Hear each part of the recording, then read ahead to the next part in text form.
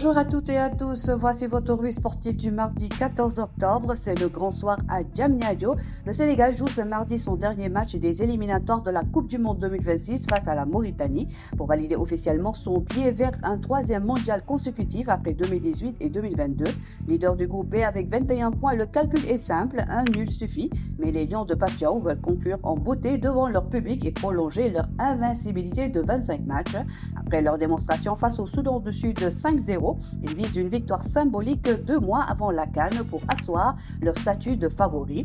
Ce match revêt une atmosphère particulière. Le sélectionneur et ses joueurs ont financé eux-mêmes une partie des billets pour permettre aux supporters d'assister à la rencontre en réaction de la polémique sur la hausse des pieds. Un geste fort qui traduit la solidarité et la communion entre les Lions et leur peuple. Sur le plan sportif, deux incertitudes subsistent. Ismail Jacobs, arrivé tardivement dans la tanière, est forfait probable en raison d'une douleur au genou. Edouard Mendy, touché aux côtes lors du dernier match, devrait être remplacé par Mouridjo ou Yehvan Diouf, le choix final revenant au staff après le dernier entraînement. L'enjeu dépasse même la sphère sportive. Le président Bassirou Diomaye Faye sera présent au stade Abdoulaye Wade pour encourager les Lions, marquant ainsi son soutien direct à l'équipe nationale dans ce moment décisif de la campagne. Entre ferveur populaire, enjeu continental et communion nationale, tout le Sénégal s'apprête à vibrer. Un dernier rugissement suffira pour transformer ce mardi en soirée historique, celle de la qualification officielle pour le Mondial 2026. Basket à présent, le basketball sénégalais brille aussi hors des parquets nationaux. Deux figures locales, Tida Diouf, 16 Basket Guédiawaye et Adinday Fatouba, coach de Mermoz BC, participent cette semaine au FIBA Africa Regional Young Camp au Caire.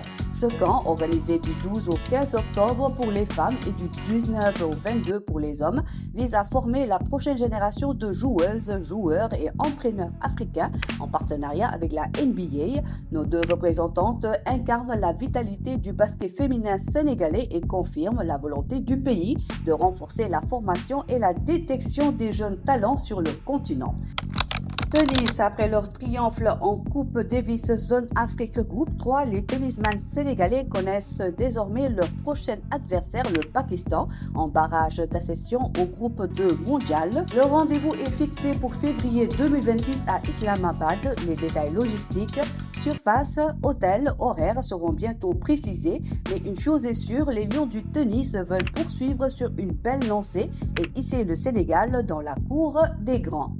L'ordre pour finir, à moins de 3 semaines de l'Assemblée générale élective de la Fédération sénégalaise de lutte prévue le 26 octobre, le flou persiste.